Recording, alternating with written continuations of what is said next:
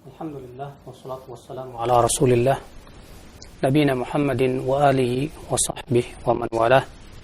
Wa asyhadu an la ilaha illallah wahdahu la syarikalah wa asyhadu anna Muhammadan abduhu wa rasuluh.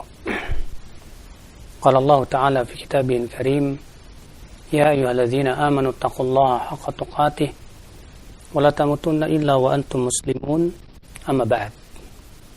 Akhal Islam, kita melanjutkan kajian At-Targhib wa Tarhib. Kita masuk ke hadis yang ke-10. Hadis yang sangat masyhur dan mungkin ya para penuntut ilmu sering mendengarnya. An Umar ibn Khattab radhiyallahu anhu qala, sami'tu Rasulullah sallallahu alaihi wasallam yaqul, innamal a'malu binniyah, fi riwayatin binniyat, wa innama likulli imri'in ma nawa, faman kanat hijratuhu ila Allah wa rasulih fa hijratuhu ila Allah wa rasulih, wa man kanat hijratuhu lidunya ila dunya yusibuha aw imra'atin yankihuha fa hijratuhu ila ma hajara ilaih. Rawahul Bukhari wa Muslim, Abu Daud wa Tirmidzi wa Nasa'i.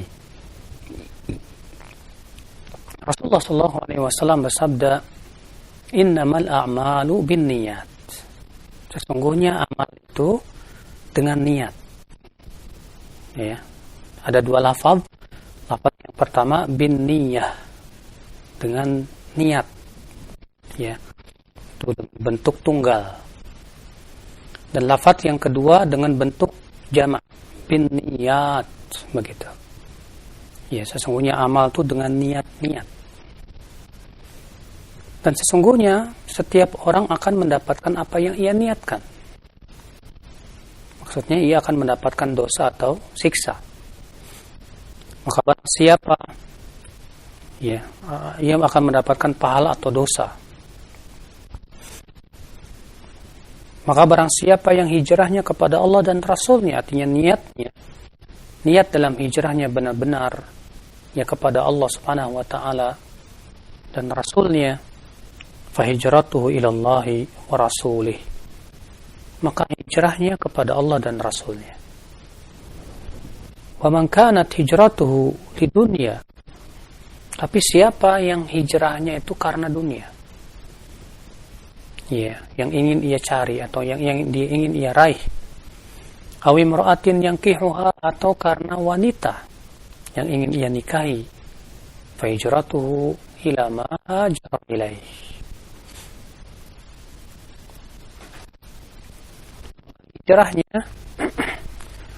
hijrahnya tersebut ya disesuaikan dengan niatnya tersebut. Hijrahnya tersebut ya disesuaikan dengan niat daripada hijrahnya. Kalau niatnya karena Allah, ya dia dapat pahala. Kalau niatnya karena dunia, ya dia tidak dapat pahala. Kalau niat hijrahnya karena wanita, ini tidak dapat pahala. Ya. Baik saudaraku sekalian, hadis ini hadis yang sangat masyhur. Kita tidak akan berpanjang lebar membahas hadis ini karena sudah sering kali dibahas. Nabi sallallahu alaihi wasallam sabda, innama adatul hasr, yang menunjukkan kepada pembatasan, yang menunjukkan bahwa amal itu hanya sah dengan niat. Ya, innamal a'malu sahihatun binniyah, bahwasanya amal itu hanya sah dengan niat. Ini menunjukkan bahwa setiap perbuatan, setiap amal ya, maka pada waktu itu dia harus dengan niat. Walaupun para ulama memberikan pengecualian bahwa af'alut turuk, perbuatan yang sifatnya meninggalkan itu ya tidak diharuskan padanya niat. Tidak disyariatkan. Misalnya setiap hari kita berniat, saat hari ini ya saya berniat tidak berzina, tidak mencuri, tidak begini, begini, yang sifatnya itu meninggalkan. Itu tidak disyariatkan ya, setiap hari kita berniat seperti itu. Demikian pula ya yang berhubungan dengan masalah bersuci. Kalau misalnya kita ada najis di badan kita, kemudian ya tiba-tiba ada orang yang menyemprot kita dengan air dan bersih dengan sendirinya dan kita tidak meniatkan, maka ini juga sudah mencukupi. Ya. Saudara-saudara sekalian, ikhwata Islam, azani Allah wa yakum. Innamal a'malu binniyat. Ba di sini mempunyai makna ba lil musahabah, menyertai. Sehingga itu menunjukkan bahwa pertama, niat itu harus berada di awal. Yang kedua, niat itu harus terus menyertai amal dari awal sampai akhir. Maka kalau ternyata niat itu terputus di tengah, maka pada waktu itu menyebabkan amal tersebut tidak sah. Contoh misalnya, ya kalau ada orang yang sholat asar, misalnya dia tidur jam 11 siang, baru bangun jam 4 sore. Langsung ia sholat dengan niat sholat asar. Di tengah perjalanan sholat, dia ingat belum sholat zuhur. Maka di tengah sholat tersebut, dia segera ubah niatnya jadi sholat zuhur. Maka ini tidak sah. Kenapa? Karena niat dia bukan di awal. Yang kedua, dia sudah memutus niat sholat asar di tengah. Ya. Maka dia wajib mengulangi kembali sholat dengan niat sholat zuhur, kemudian setelah itu dia sholat kembali dengan sholat asar. Innamal a'malu binniyah. Adapun niat secara bahasa itu al-qasdu. Apa itu? Yaitu keinginan dan tujuan. Ya. Al-Imam Al-Baydawi berkata, an-niyat hiya imbi'athul qalbi nahwa ma yarahu muwafiqan li gharabin min jalbi manfaatin aw daf'i madaratin. Yaitu munculnya di hati keinginan untuk menuju sesuatu yang sesuai dengan tujuannya. Apa itu? Berupa mendatangkan manfaat atau menolak mudarat. Itu niat. Jadi sebatas imbi'athul qalb itu sudah dianggap niat. Ya. Dan yang namanya perbuatan manusia, saudaraku, tidak lepas dari niat. Tidak mungkin ada orang berkata, saya tadi makan tanpa niat, tidak mungkin. Ya, tidak mungkin tangannya gerak sendiri, mulutnya gerak sendiri. Ya. Kecuali orang ngelindur. Kalau ngelindur, iya betul. Itu di bawah alam sadar. Demikian pula orang yang mabuk bisa jadi. Adapun ini dalam keadaan dia sadar, ya, kemudian dia mandi dan yang lainnya, nggak mungkin dia berkata tadi saya mandi tanpa niat. Kita katakan ini mustahil. Makanya Al-Imam Ibnu Jauzi berkata, kalaulah kita diberikan beban untuk melakukan perbuatan tanpa niat, tentu ini beban yang mustahil. Beban yang tidak mungkin kita bisa lakukan. Kita disuruh melakukan perbuatan tanpa niat, ini tidak mungkin. Ya. Nah, saudara-saudaraku sekalian, akhwal Islam, innamal amalu binniyah. Sesungguhnya amal itu dengan niat, dengan lafaz. Nah, sudah kita sebutkan tadi ada dua riwayat. Riwayat yang pertama dengan bentuk tunggal, binniyah, dengan satu niat. Maka dengan bentuk tunggal atas dasar ini dijadikan dalil oleh Ibn Hazm bahwa tidak boleh ada dua niat dalam satu amal. Ya. Jadi kalau misalnya kita nih mau sholat dengan dua niat. Niat yang pertama sholat tahiyat masjid, yang kedua sholat duha. Jadi dalam 2 rakaat ada 2 niat. Menurut Ibn Hazm nggak boleh. Kenapa demikian? Karena berdasarkan lafaz ini, innamal a'malu binniyah. Sesungguhnya amal itu dengan satu niat. Ya. Lafaz yang kedua dengan bentuk jamak. Innamal a'malu binniyat, dengan niat-niat. Sehingga dijadikan dalil oleh jumhur bolehnya menggabungkan beberapa niat dalam satu amal. Ya. Contoh misalnya, antum sholat dengan 3 niat, 2 rakaat dengan 3 niat. Niat yang pertama, ya, sholat tahiyat masjid, yang kedua sholat wudu, yang ketiga sholat duha. Maka atas pendapat jumhur mengatakan apa? Sah, boleh. Dalilnya apa? Ini riwayatnya. Innamal a'malu binniyat. Ya. Nah, ini khilaf. Dan pendapat yang saya condong kepadanya pendapat jumhur. Boleh. Ya. Namun sebagian ulama seperti Syekh Abdurrahman As-Sa'di memberikan syarat. Syaratnya tidak boleh harus satu level. Nggak boleh yang satu wajib, yang satu sunnah. Maka yang seperti ini kata beliau tidak boleh digabungkan. Ya. Wa inna malikul limri'im manawa. Sesungguhnya setiap orang akan mendapatkan apa yang ia niatkan.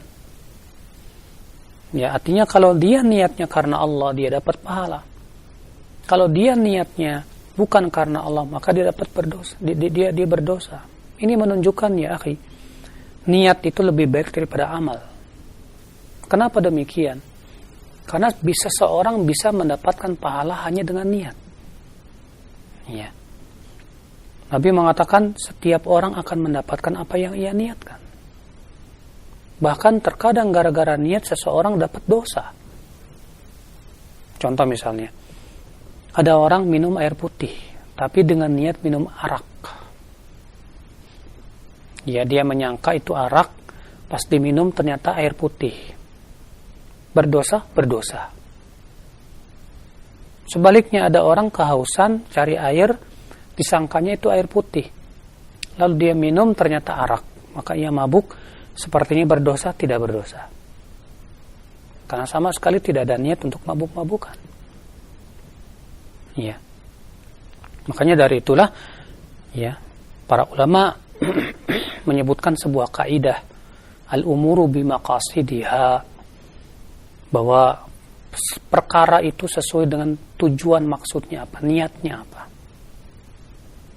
Ya, kalau misalnya ada orang ya beli pisau tujuannya untuk membunuh, dosa.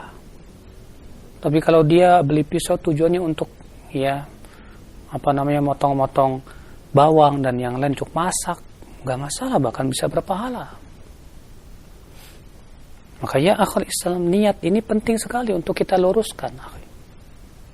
Bahkan Ibnu Qudamah dalam kitab beliau Mukhtasar Minhajul Qasidin menganjurkan kita untuk memperbanyak niat. Karena dengan banyaknya niat kita dapat pahala banyak, saudaraku. Ya, kita makan, niatnya apa? Jangan hanya sebatas untuk karena lapar saja, ini tidak berpahala. Tapi kita ketika makan niatnya untuk menjaga badan kita, karena ini ya hak badan harus dipenuhi. Yang kedua, supaya saya sehat dan kuat bisa beribadah kepada Allah. Maka dengan niat seperti ini dia dapat pahala, Masya Allah. Maka saudaraku sekalian, ya bayangkan akan karunia Allah Subhanahu wa Ta'ala kepada hamba-hambanya. Sebatas dengan niat saja seseorang bisa dapat pahala atau dapat dosa. Ya. Faman kanat hijratuhu ila Allah wa rasulih. Siapa yang hijrahnya? Di sini Rasulullah memberikan contoh. Ya, contoh misalnya ada orang hijrah. Ya, ternyata orang yang hijrah itu ada dua motivasi. Motivasi yang pertama, orang hijrah kepada Allah dan Rasulnya. Niatnya karena Allah. Saya mau hijrah karena Allah. Ada orang hijrah bukan karena Allah, tapi karena dunia. Ya. Ada orang ngaji, dia hijrah karena ingin mendapatkan apa? Bagian dunia. Wah, ini mengerikan, saudaraku. Maka Rasulullah sabda, wa man kanat hijratuhu ila dunya yusibuha aw imra'atin yankihuha. Dan siapa yang hijrahnya karena dunia yang ingin ia dapatkan atau karena wanita yang ingin ia nikahi, maka disesuaikan dengan niat masing-masing. Hijrah yang karena Allah dapat pahala, hijrah karena dunia bukan dapat pahala tapi bahkan dapat dosa. Ya, ini celaan orang yang niatnya karena dunia. Allah Subhanahu wa Ta'ala mencela dalam Al-Quran ya orang yang berniat karena dunia tersebut. Allah berfirman, man kana yuridul hayata dunya wa zinataha nuwaffi ilaihim a'malahum fiha wa hum fiha la yubkhasun ulaika alladziina laysa lahum fil akhirati illa an-nar wa habita ma sana'u fiha wa batilun ma kanu ya'malun. Barang siapa yang menginginkan kehidupan dunia dan perhiasannya, kami akan berikan apa yang dia inginkan dari amalannya tersebut tanpa dikurangi. Mereka itu tidak mendapatkan apapun dari kehidupan dunia kecuali apa? Ya, kecuali mereka tidak mendapatkan apapun di akhirat nanti kecuali api neraka, kata Allah. Batal perbuatan mereka, sia-sia ya amalan mereka. Tidak ada manfaatnya di sisi Allah Subhanahu wa taala. Kalau ternyata motivasi terbesarnya adalah dunia. Ada orang sedekah, motivasi terbesarnya dunia. Ya. Berbeda dengan orang yang sedekah, motivasi terbesarnya akhirat. Tapi di sana ada niat kedua, berharap dapat dunia. Maka kalau ternyata motivasi akhiratnya, motivasi karena Allahnya lebih besar, dominan, dapat pahala. Tapi tentu tidak akan sama pahalanya dengan orang yang ikhlasnya 100%. Akhi. Ya. Tidak akan sama itu. Orang yang bersedekah 100% karena Allah, yang satu bersedekah 80% karena Allah. 20%-nya karena dunia. Maka ya tentu tidak akan sama orang yang ikhlasnya full dengan orang yang ikhlasnya hanya 80%. Nah, saudaraku sekalian, akhwal iman, ya, yang musibah itu kalau ternyata karena dunianya 80%, karena Allahnya cuma 20%. Maka yang seperti ini masuk dalam ayat tadi. Barang siapa yang menginginkan dunia dan perhiasannya, kami akan berikan apa yang dia inginkan dari amalnya tersebut tanpa dikurangi. Mereka itu pada hari akhirat tidak akan mendapatkan apapun kecuali api neraka.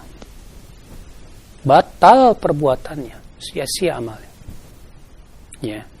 Nasallallahu salamata wal afiyah. Makanya hati-hati. Masalah niat ini penting. Bedakan antara niat dengan doa.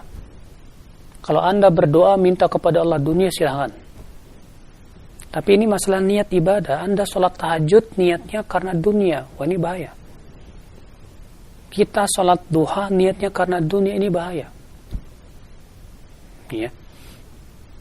Karena orang yang baru semangat bila ada motivasi dunia ini, ya akhi, menunjukkan akan kurangnya keimanan dia kepada kehidupan akhirat. Ya.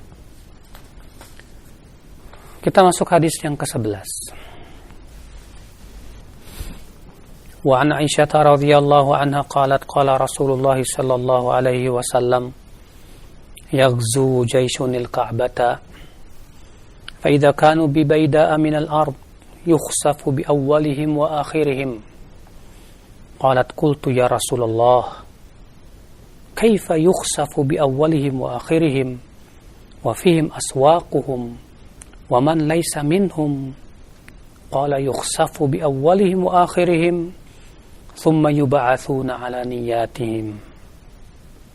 Rawahul Bukhari wa Muslim wa ghairuhuma. Akan ada, kata Rasulullah, nanti suatu pasukan yang akan memerangi Ka'bah. Sehingga ketika mereka berada di sebuah tanah lapang, maka seluruhnya dari awal sampai akhir pasukan ditenggelamkan ke dalam bumi. Aisyah bertanya, wahai Rasulullah, bagaimana ditenggelamkan semuanya dari awal sampai akhir? Sementara di antara mereka ada yang ya tidak ada niat untuk memerangi, tapi hanya sebatas berdagang saja. Ada juga yang lainnya selain itu. Maka Rasulullah SAW sabda, semuanya akan ditenggelamkan. Kemudian nanti pada hari kiamat dibangkitkan sesuai dengan niat-niat mereka. Saudaraku akhal Islam, hadis ini sahih dari Imam Bukhari dan Muslim.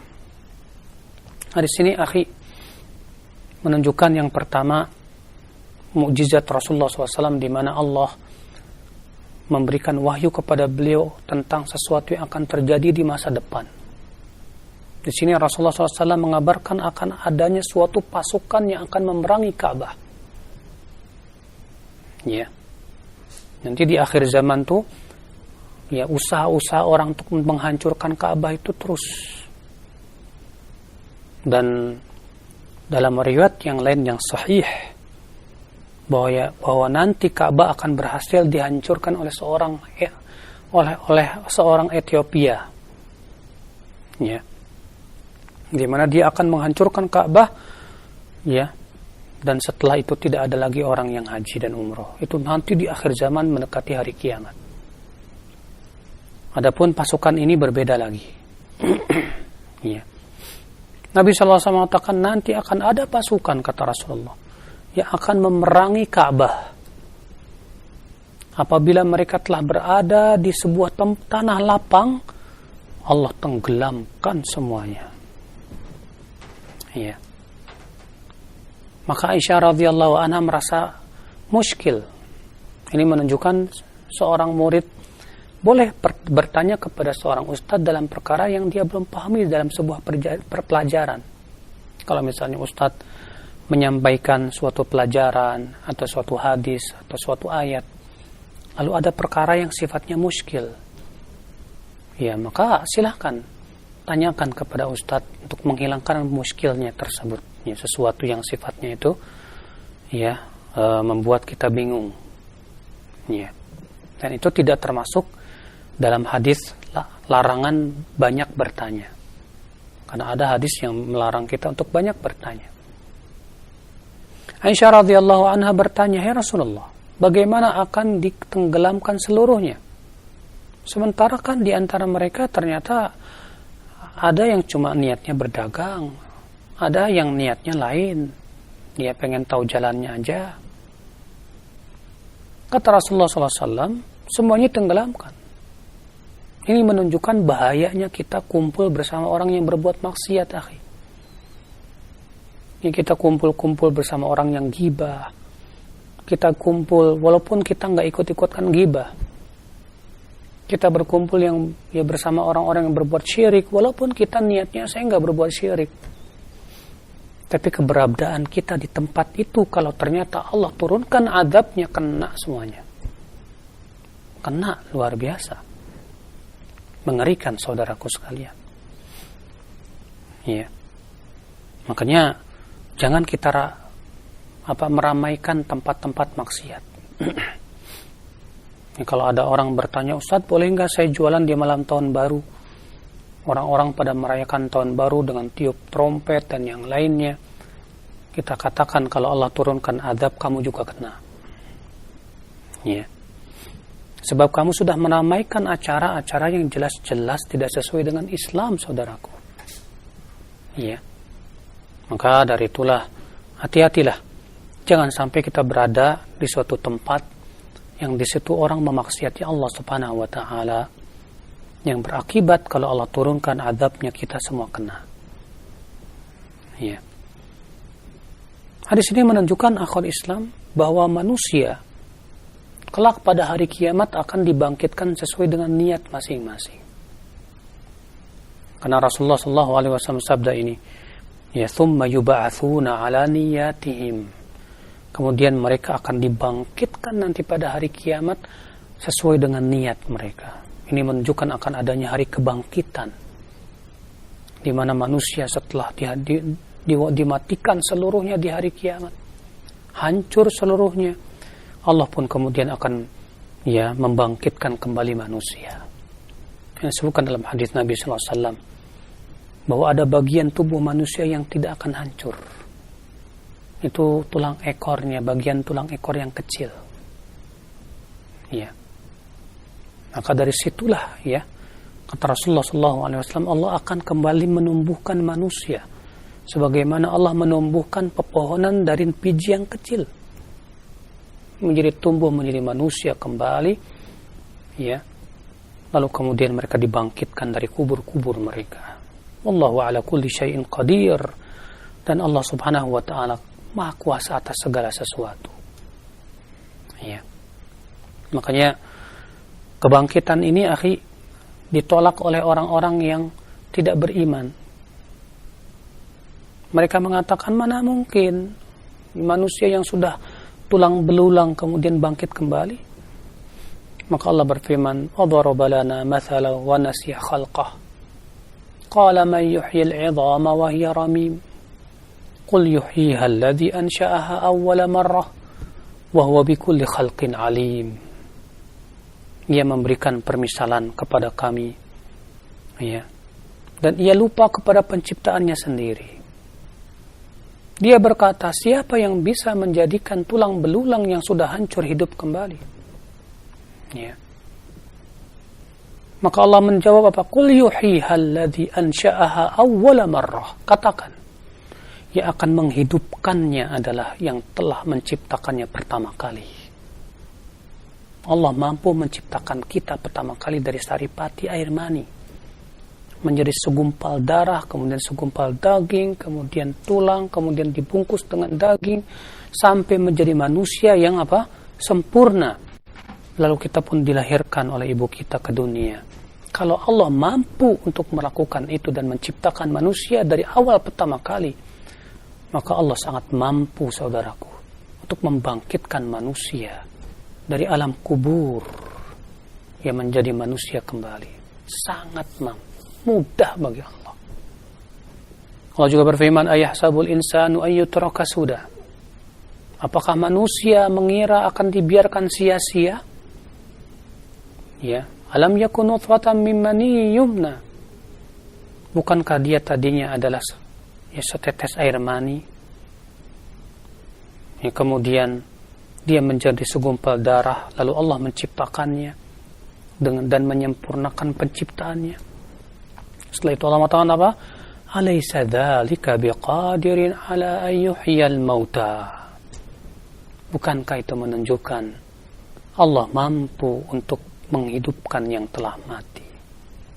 Artinya kalau Allah mampu menciptakan manusia pertama kali, bagi Allah sangat mampu untuk membangkitkan manusia dari kuburnya setelah matinya. Ya, saudaraku sekalian, akhwal iman.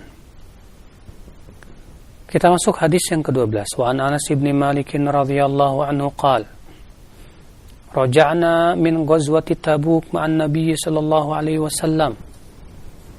Faqala: Inna aqwaman khalfana bil Madinah ma salakna syi'ban wala wadiyan illa hum wa hum ma'ana habasahumul 'udhr. Rawahu al-Bukhari wa Abu Daud wa lafdhu anna an-nabiy sallallahu alaihi wasallam qala: Laqad taraktukum bil Madinati aqwaman ma sirtum masiran wala anfaqtum min nafaqatin wala qata'tum min wadin illa wa hum ma'akum. Qalu ya Rasulullah wa kayfa yakununa ma'ana wa hum bil Madinah? Qala habasahumul marad. Anas bin Malik berkata, kami pulang dari perang Tabuk bersama Nabi Shallallahu Alaihi Wasallam. Beliau bersabda, ada beberapa kaum yang ada di kota Madinah sana yang tidak ikut berperang. Tidaklah kita melewati bukit, tidak pula kita melewati lembah, kecuali mereka bersama kita dalam pahala. Mereka tidak bisa ikut karena adanya uzur. Dikeluarkan oleh Bukhari dan Abu Daud. Dan lafaz Abu Daud bahwa Nabi SAW bersabda, sungguh aku meninggalkan ya kalian di kota Madinah. Kalian telah meninggalkan kota Madinah, sementara di sana ada beberapa kaum. Tidaklah kalian melewati suatu jalan, tidak pula kalian menginfakkan suatu infak, tidak pula kalian melewati suatu lembah, kecuali mereka bersama kalian dalam pahala. Mereka berkata, wahai Rasulullah, bagaimana mereka bersama kami dalam pahala, sementara mereka di kota Madinah tidak ikut berperang, wahai Rasulullah? Apa kata Rasulullah? Mereka terhalang oleh sakit. Subhanallah, ya akhi, hadis ini kabar gembira, akhi. Kabar gembira buat siapa?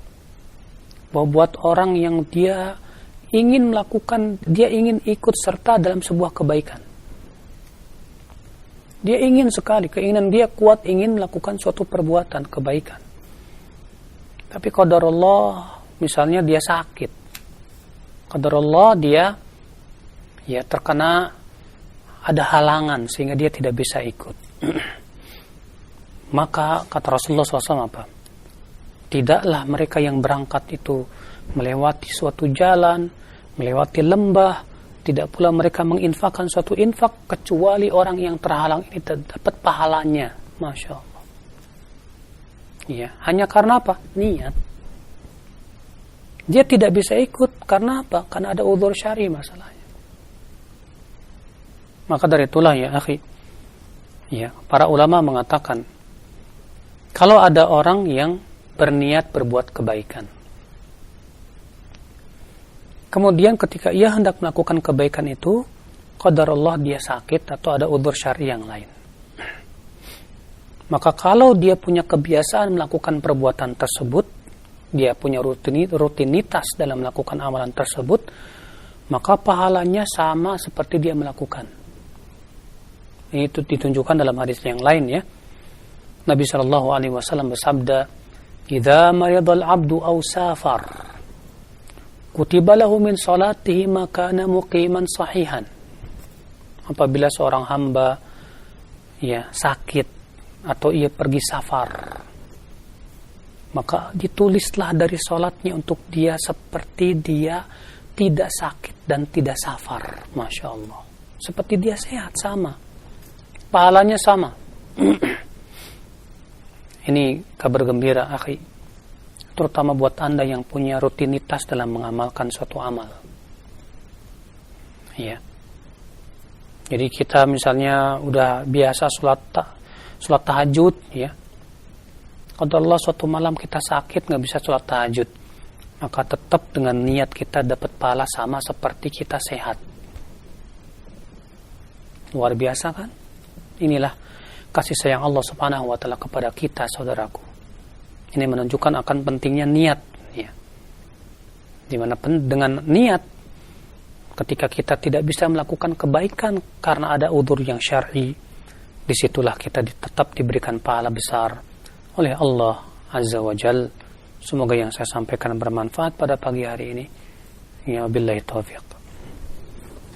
Ya, baik, syukran jazakallahu khair, barakallahu fik atas pembacaan dan penjelasan dari kitab As-Sahih Targhib wa Tarhib, yang mudah-mudahan bisa diambil faidahnya dari apa yang telah disampaikan.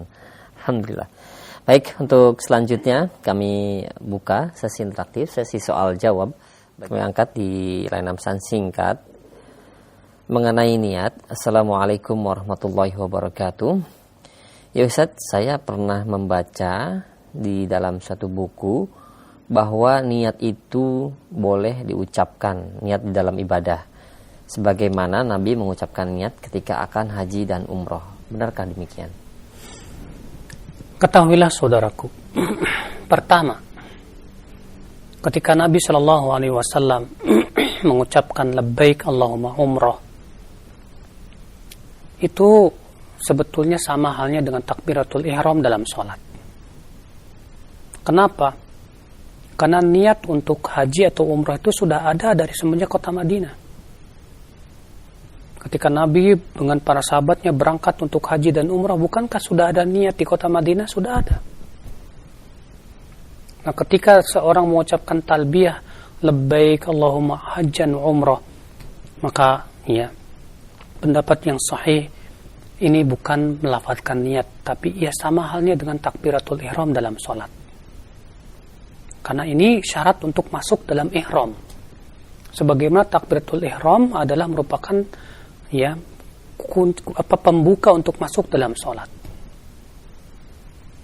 Yang kedua, kalaulah qiyas seperti ini benar, tentu yang pertama kali memahaminya adalah Rasulullah SAW. Ternyata kita tidak pernah mendapatkan Rasulullah melafazkan niat dalam sholat. Ya akhi, ya, yang paling paham tentang qiyas itu Rasulullah. Yang paling paham tentang qiyas, analogi itu para sahabat Nabi SAW. Tapi kenapa tidak ada dalam satu riwayat pun yang sahih Rasulullah SAW melafazkan niat sholatnya?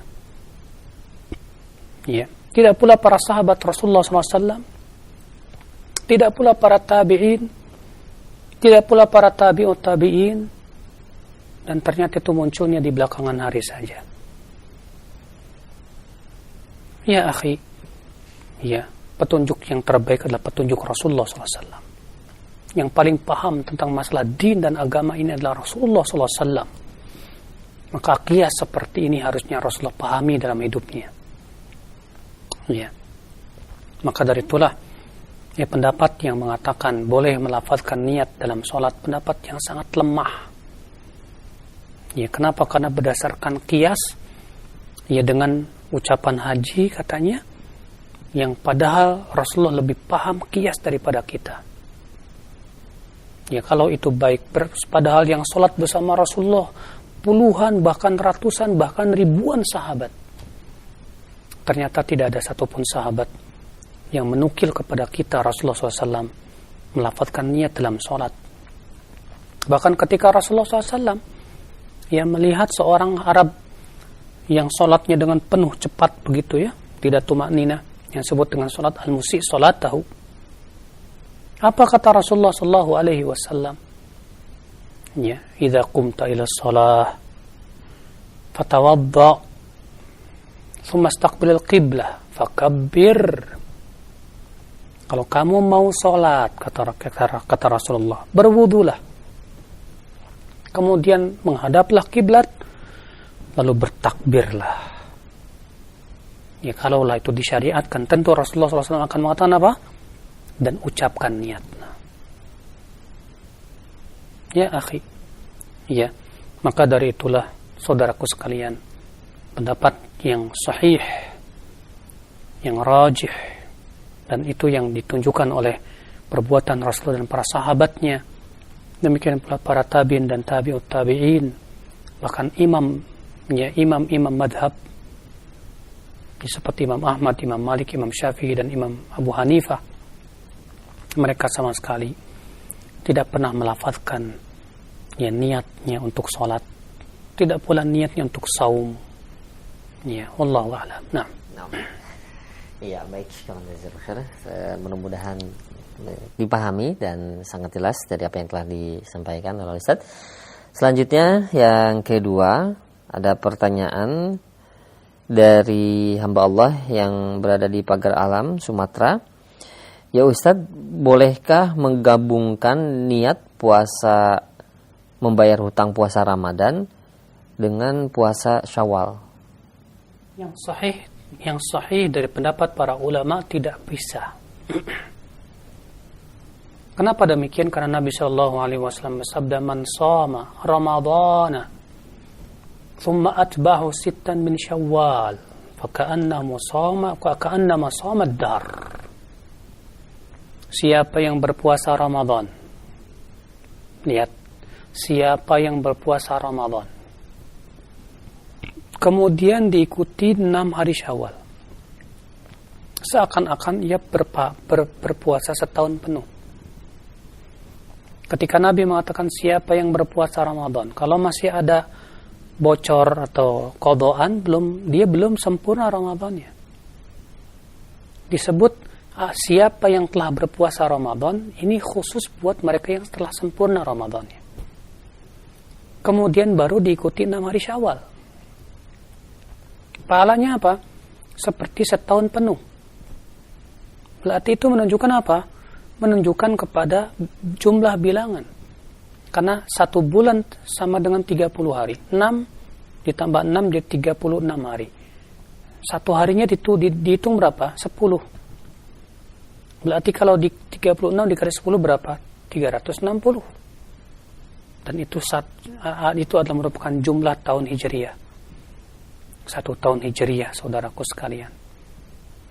Maka dari itu, ya, pendapat yang sahih bahwa qada tidak bisa digabung dengan Syawal. Ya. Hendaklah dia menyelesaikan qadanya terlebih dahulu. Dan ini fatwa seluruh sahabat. Baru kemudian dia puasa Syawal. Wallahu a'lam. Ya, syukran jazakallahu. Demikian untuk penanya di Sumatera. Dan selanjutnya kami angkat yang ketiga dari Abu Daka yang berada di Palembang. Ya Ustadz, saya pernah berniat untuk mengajak kedua orang tua pergi umroh, tapi qadarullah sampai mereka meninggal belum sempat dilaksanakan. Bagaimana Ustadz? Apakah boleh meniatkan umroh untuk mereka berdua sekaligus dengan saya dalam satu perjalanan? Tidak boleh meniatkan umroh untuk diri kita dan buat orang lain dalam satu perjalanan, tidak boleh. Iya. Satu umroh hanya berlaku untuk masing-masing aja. Maka ya, siapa yang ingin mengumrohkan orang lain, syaratnya yang pertama adalah dia sudah umroh.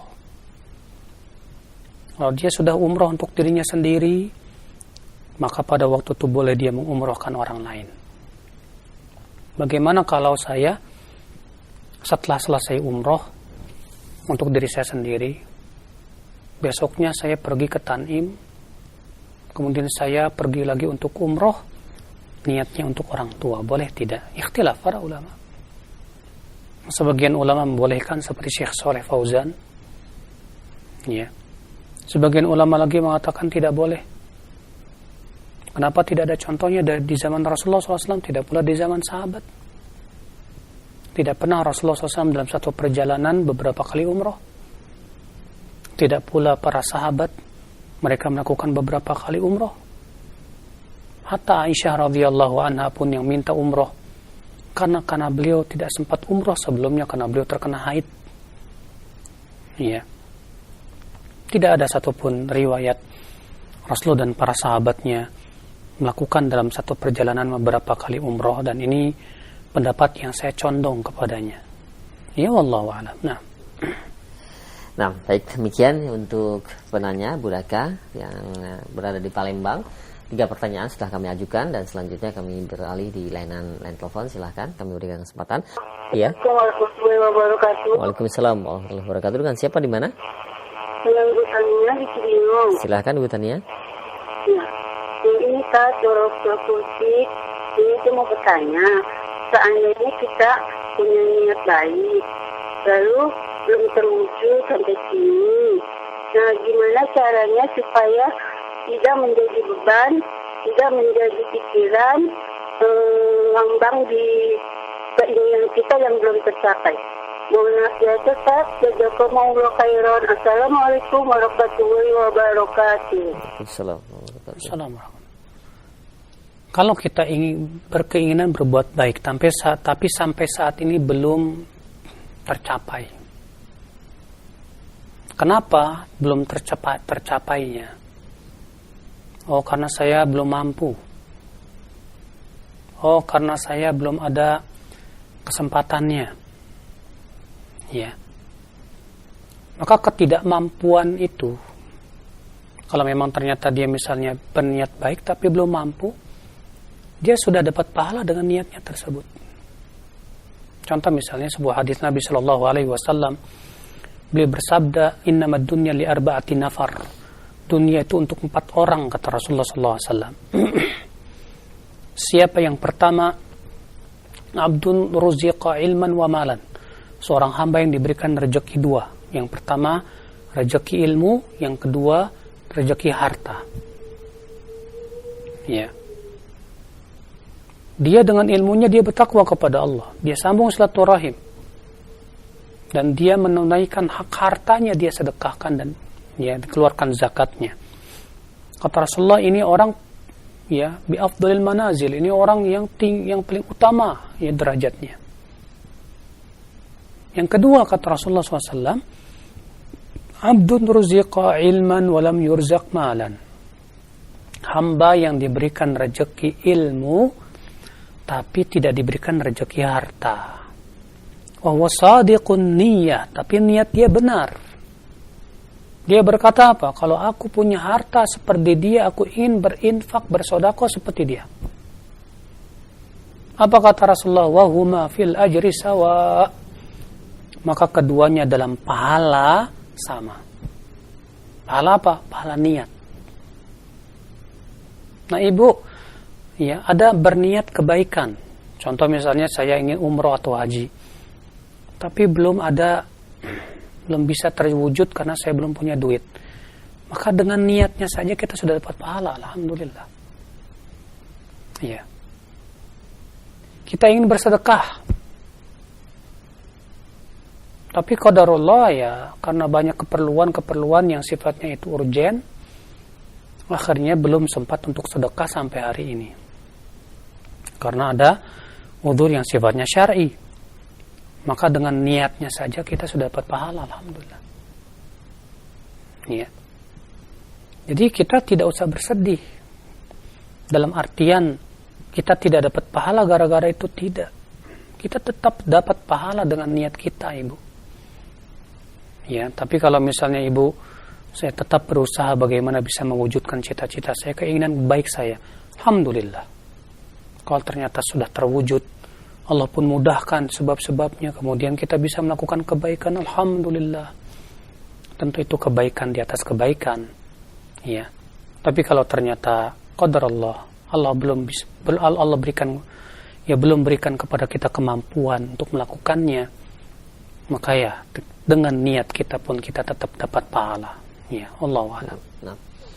Ya, baik. Demikian untuk ibu yang berada di Cibinong, yang mudah-mudahan dapat difahami. Dan selanjutnya yang kedua, silakan di layanan telepon. Assalamualaikum warahmatullahi wabarakatuh. Waalaikumsalam warahmatullahi wabarakatuh. Dengan Pak Rashid ya? Iya Pak, di Jakarta. Silakan. Assalamualaikum Pak Ustadz. Waalaikumsalam warahmatullahi.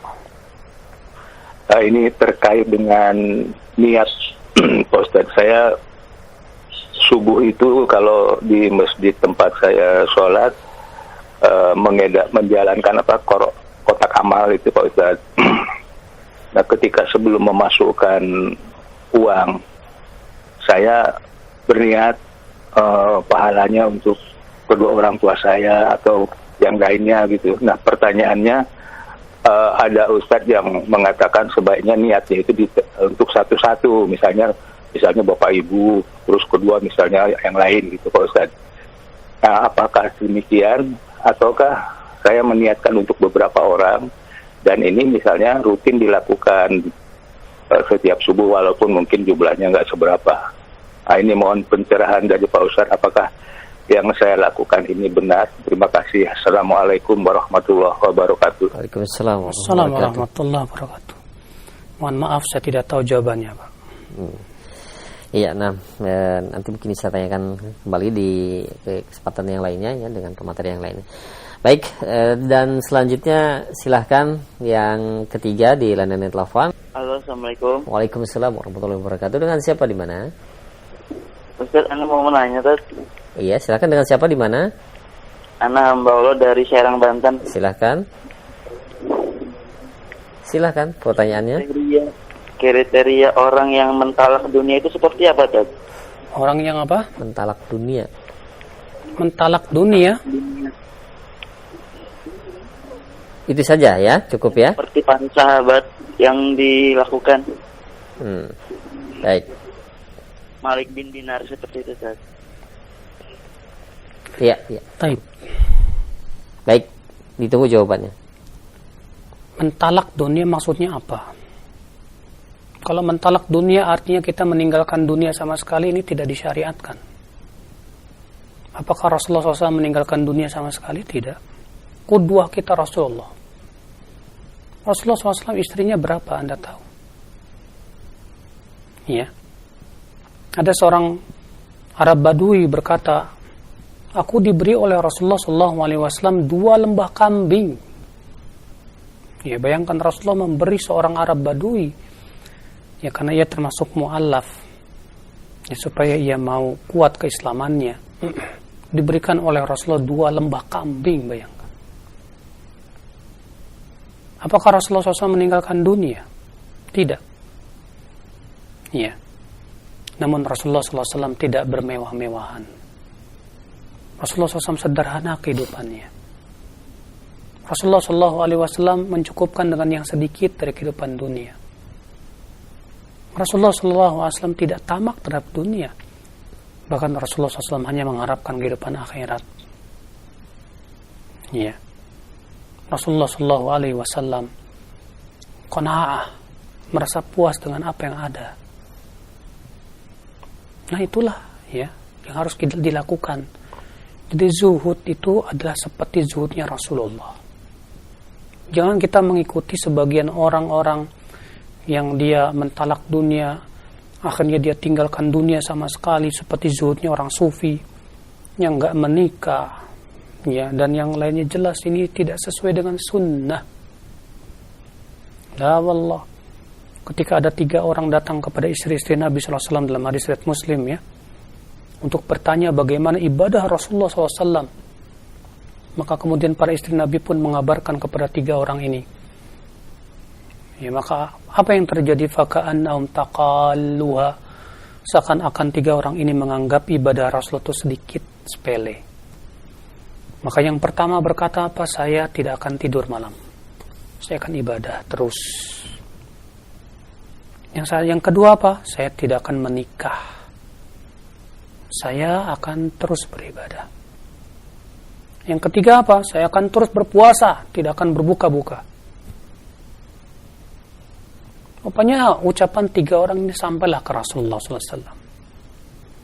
Apa kata Rasulullah? Antumul ladzina qultum kadza wa kadza. Kaliankah yang mengatakan begini dan begitu? Kata apa 3 orang sahabat ini? Benar ya Rasulullah. Apa kata Rasulullah? Ama inni akhsyakum lillah wa atqakum lah. Ketahuilah, aku ini lebih takut kepada Allah dari kalian dan lebih bertakwa kepada Allah dari kalian. Akan tetapi aku sholat malam, aku pun tidur malam, aku pun berpuasa, aku berbuka, dan aku menikah dengan para wanita. Siapa faman raghiba an sunnati falaysa minni, kata Rasulullah. Siapa yang tidak menyukai sunnahku, ia tidak termasuk golonganku. Jadi hakikat zuhud itu di hati. Nabi Sulaiman, Nabi yang paling kaya, Nabi Sulaiman alaihi salatu wassalam, Nabi yang diberikan oleh Allah kerajaan yang tidak pernah diberikan kepada Nabi manapun juga. Tapi ternyata Nabi Sulaiman tidak menyimpan dunia dan kedudukan itu di hatinya. Tidak. Nabi Sulaiman tetap zuhud. Jadi zuhud, hakikat zuhud itu akhir di hati. Hati kita tidak terpengaruh dengan dunia. Hati kita tidak berbinar-binar dengan dunia. Hati kita tidak mengharap-harapkan. Ya, tapi kita tetap mencari nafkah karena itu yang diperintahkan oleh syariat. Ya. Ketika kita sudah mendapatkan harta, kita ingin bisa mendapatkan pahala yang besar, dan kita tidak menyimpan harta itu di hati kita. Ini saudaraku, ya. Jadi lihat para sahabat Nabi sallallahu alaihi wasallam. Para sahabat ini generasi terbaik. Sahabat ini lebih baik daripada tabi'in loh. Yang antum sebutkan Malik bin Dinar itu dari generasi tabi'in. Kita lihat para sahabat. Siapa yang tidak kenal Abdurrahman bin Auf, saudagar kaya raya. Adapun riwayat yang menyebutkan bahwa Abdurrahman bin Auf masuk surga dengan merangkak, itu hadisnya dhaif jiddan. Hadis mungkar. Iya. Lihat Utsman bin Affan kaya raya, Abu Bakar kaya raya, Umar bin Khattab pun juga kaya raya, Anas bin Malik kaya raya, Abdullah bin Umar, ya. Dan sahabat-sahabat yang lain yang Masya Allah mereka kaya raya. Demikian pula banyak para ulama-ulama hadis yang kita ketahui akan ilmu mereka, kepiawaian mereka, ternyata kaya raya. Tapi keilmuan mereka, kezuhudan mereka, ya, luar biasa. Jadi zuhud tidak bertabrakan dengan kekayaan. Karena hakikat zuhud itu di hati, bukan di badan. Jangan sampai ada kita badannya kelihatan compang-camping, tapi hati kita sangat menginginkan dunia. Ini bukan zuhud, saudaraku sekalian. Wallahu a'lam. Nah, baik, syukran jazakallahu khair atas penjelasan Al-Ustaz, yang mudah-mudahan dapat difahami untuk yang bertanya. Dan selanjutnya kami beralih kembali di layanan pesan singkat. Ya, ada pertanyaan, ya Ustaz, apa perbedaan niat dan nazar? Dan apakah jika nazar tidak dapat dilaksanakan itu ada kafaratnya? Niat, sebatas niat tidak disebut, tidak termasuk nazar. Tapi kalau niatnya sudah niat nazar dan dia ucapkan, saya bernazar, ya, maka pada waktu itu dia sudah mewajibkan kepada dirinya sesuatu yang tidak diwajibkan oleh syariat. Maka dia wajib melaksanakan nazar itu. Dan jika ia tidak melaksanakan nazar, wajib bayar kafarat. Apa kafaratnya? Kata para ulama, kafarat sumpah. Apa itu kafarat sumpah? Ya, yaitu memberi makan 10 orang fakir miskin, atau memberi pakaian 10 orang fakir miskin. Jika tidak mampu, maka berpuasa 3 hari. Ya. Nah, itu kafarat orang yang tidak melaksanakan nazar. Wallahu a'lam. Baik. Ya, syukur jazakallahu khairan atas jawaban Ustaz. Demikian, dan selanjutnya masih kami ajukan kembali di layanan pesan singkat. Ada pertanyaan ya Ustaz mengenai terkena imbasnya ketika musibah terjadi di suatu tempat yang kebetulan di situ sedang ada perayaan yang tidak disyariatkan. Nah, padahal kala itu hanya liburan akhir tahun saja dengan keluarga. Namun mereka ikut menjadi korban. Apakah orang tersebut juga terkena dari apa yang telah dilakukan orang-orang, yaitu terkena dosanya, Ustaz? Sudah kita sebutkan hadisnya, akhi, bahwa nanti pada hari kiamat akan dibangkitkan sesuai dengan niatnya masing-masing. Ya. Adapun mereka terkena, bisa jadi pertama mereka melakukan dosa yang hanya Allah yang tahu. Ya. Yang kedua, bisa jadi mereka tahu acara-acara maksiat, tapi mereka tidak mau, ada keinginan untuk mengingkari padahal mereka mampu. Sehingga apa yang terjadi? Kena semuanya. Makanya Allah Subhanahu wa taala berfirman di dalam surat Al-Baqarah ketika menyebutkan tentang nasib Banu Israel, mereka-mereka yang melanggar larangan Allah berburu di hari Sabtu. Ya. Rupanya orang yang melanggar berburu di hari Sabtu ada 3. Sikap Banu Israel dalam masalah ada 3. Yang pertama pelaku. Yang kedua yang diam tidak mengingkari. Yang ketiga yang beramar ma'ruf nahi munkar dan mengingkari. Ternyata yang Allah salah selamatkan dari azab itu hanya 1 saja. Ya. Siapa mereka? Yaitu yang beramar ma'ruf nahi munkar saja. Allah berfirman, anjayna alladhina yanhauna 'anis su' wa akhadna alladhina zalamu bi'adzabin ba'isin bima kanu yafsukun. Maka kami selamatkan orang-orang yang melarang dari perbuatan buruk tersebut, dan kami siksa ya orang-orang yang zalim itu.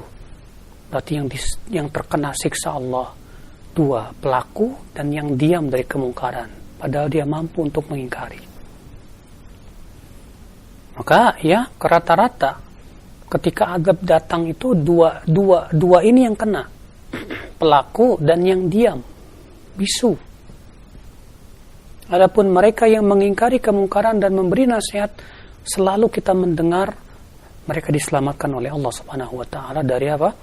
Dari azabnya. Ya. Demikian. Wallahu a'lam. Nah, baik, syukran jazakallahu khairan atas jawaban Al-Ustaz. Demikian, dan selanjutnya kami angkat kembali pertanyaan di layanan pesan singkat. Nah, ada pertanyaan ya Ustaz, ada seorang orang tua yang sering melaksanakan ibadah sunnah sampai dia meninggalnya, dan hal tersebut selalu dilihat oleh anaknya, dan ternyata anaknya tersebut mencontoh dari apa yang telah dilakukan orang tuanya, Ustaz. Apakah pahala dari dia melakukan sholat sunnah anaknya tersebut, orang tuanya mendapatkan pahala padahal dia tidak menyuruhnya? Jelas sekali dia dapat pahalanya. Kenapa? Karena orang tuanya yang sudah memberi contoh. Ya, Rasulullah SAW sabda, man sanna sunnatan hasanatan falahu ajruha wa ajru man amila biha man sanna sunnah. Apa itu sanna sunnah? Yaitu memulai suatu contoh, suatu perbuatan yang baik. Walaupun dia tidak menyuruh, tapi hanya sebatas melakukan supaya dicontoh oleh anak-anaknya. Karena terkadang ya, mendidik orang itu tidak harus dengan ucapan. Terkadang mendidik orang itu dengan perbuatan. Ketika si anak selalu melihat orang tuanya sholat tahajud, kemudian ketika orang tua sudah meninggal, si anak pun melanjutkan tahajud karena mencontoh orang tuanya. Wah, itu pahalanya terus mengalir besar. Ya, alhamdulillah. Nah, baik. Ya, syukran jazakallahu khairan atas jawaban Ustaz. Demikian satu kesempatan memberikan di layanan telepon. Silakan. Assalamualaikum. Waalaikumsalam warahmatullahi wabarakatuh. Dengan siapa, di mana? Dari hamba Allah di Jakarta. Silakan. Gini Pak Ustadz, kalau kita beramal atau menolong seseorang itu kan sebaiknya tidak diketahui orang lain, hanya yang ditolong atau yang pertama Allah gitu, karena lillahi ta'ala. Lah bagaimana kalau yang saya misalnya mendengar anti menolong si fulan ya, itu dari kabar yang kita tolong itu Ustadz. Jadi gimana Pak Ustadz? Soalnya saya takut dosa gitu. Kok teman saya tuh, saya bilang gini, kok kamu udah dipesan dan bilang-bilang siapa saya menolong, tapi kamu tetap bilang abis terlalu dia terharu gitu kan, semua itu kan karena Allah. Saya bilang gitu Pak Ustadz. Jadi bagaimana Pak Ustadz kira-kira amalan ana gitu Pak Ustadz. Jazakillah khairan Pak Ustadz. Assalamualaikum. Assalamualaikum warahmatullahi wabarakatuh. Kalau kita sudah melakukan kebaikan, ya, dan ada orang menolong, kemudian orang-orang mengetahui perbuatan kita, padahal kita berusaha untuk menyembunyikannya, sehingga akhirnya orang-orang memuji kita gara-gara itu, ya, orang-orang memuji kita gara-gara itu, maka itu sama sekali tidak mempengaruhi amal soleh. Ada sebuah hadis dari hadis Abu Hurairah, bahwasanya Abu Hurairah bertanya kepada Rasulullah, wahai Rasulullah, ada orang yang beramal saleh. Kemudian setelah itu orang-orang memuji dia. Apa kata Rasulullah? Dzaka ya ajilu busyra mu'min. Itu kabar gembira dari Allah untuk si mukmin ini di dunia, belum di akhirat. Alhamdulillah. Nah, kalau misalnya ada yang bertanya kepada anti, kamu yang menolong dia ya, cukup jawab, apa urusanmu? Ya, apa urusanmu? Gak usah kepo lah. Karena pertanyaan seperti ini termasuk pertanyaan yang tidak disukai oleh salafus saleh. Salafus saleh nggak pernah bertanya kepada orang, kamu yang telah melakukan begini. Pasti orangnya marah. Sebagaimana disebutkan dalam sebuah kisah, ya, Muhammad bin Al-Munkadir. Ya, kisah ini disebutkan Imam Ad-Dhahabi dalam kitab Syiar A'lamin Nubala. Muhammad bin Al-Munkadir berkata, suatu ketika kota Madinah ditimpa musim kering, hujan tidak turun-turun lama. Maka penduduk kota Madinah berkali-kali sholat istisqa, ternyata tidak Allah turunkan hujan. Suatu malam, kata Muhammad bin Al-Munkadir, setelah sholat isya, aku seperti biasa, ya, bersandar di sebuah tiang Masjid Nabawi. Tiba-tiba ada orang yang memakai pakaian kain wol yang kasar.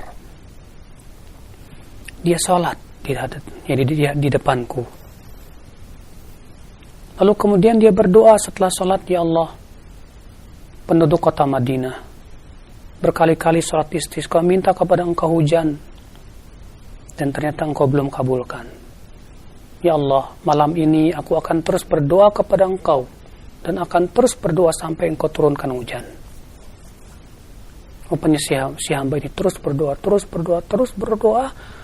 Tiba-tiba tak lama terdengar suara halilintar dan turunlah hujan besar. Ya. Muhammad bin Al-Munkadir kagum kepada orang ini, Masya Allah. Kemudian, ya, ketika subuh hari, Muhammad bin Al-Munkadir ya mengikuti orang tersebut. Dia pengen tahu rumahnya di mana. Diikutilah orang tersebut sampai ke rumahnya, tahulah Muhammad bin Al-Munkadir dia tinggal di mana. Keesokan harinya setelah sholat Isya, kata Muhammad bin Al-Munkadir, orang itu datang dan sholat lagi. Lalu orang itu berkata, ya Allah, siapalah aku, engkau telah kabulkan doaku. Maka sebagai rasa syukur aku akan sholat terus semalam suntuk. Dan dia pun terus sholat sampai subuh hari. Kemudian di pagi harinya Muhammad bin Al-Munkadir setelah sholat syuruk, setelah sholat duha, pergilah ke rumah orang tersebut. Lalu kemudian diketuk pintunya, dibukakan, ternyata ia tukang sepatu. Kemudian Muhammad bin Al-Munkadir bertanya, hai fulan, engkaukah kemarin yang berdoa begini dan begitu sehingga Allah kabulkan doamu? Rupanya orang ini marah sekali. Apa kata orang ini? Malaka walah, apa urusanmu hai Muhammad bin Al-Munkadir? Ya, sampai dia saking marahnya Muhammad bin Al-Munkadir ketakutan dan pulang. Kemudian Muhammad bin Al-Munkadir ya setelah di salat Isya tidak mendapatkan orang itu. Dia tunggu sampai subuh, orang itu nggak ada juga. Bahkan salat subuh pun nggak ada. Kemudian setelah salat duha, Muhammad bin Al-Munkadir pun pergi ke rumahnya. Ternyata sudah kosong. Ya. Sudah nggak ada orang. Rupanya tetangganya berkata, Muhammad bin Al-Munkadir, kamu kemarin ngomong apa? Kenapa? Dia setelah kamu pergi langsung pergi entah kemana. Ya. Saking takutnya ketahuan, saking ingin menjaga keikhlasan. Nggak kayak kita malah cerita-cerita ke orang. Iya. Makanya dari itu kalau kita sudah beramal soleh, lalu kemudian ada orang bertanya, kamu yang melakukan itu, kita nggak usah jawab juga, nggak masalah kok. Kita bilang, kamu tuh kepo. Ya nggak usah lah. Ya nanya-nanya kayak gitu ngapain sih? Ya. Nah ini, wallahu alam, saya kira cukup. Semoga yang saya sampaikan bermanfaat buat diri saya dan buat kita semua. Billahi taufik, subhanakallah bihamdik. Asyhadu an la ilaha illa anta astaghfiruka wa atubu ilaik. Assalamualaikum warahmatullahi wabarakatuh.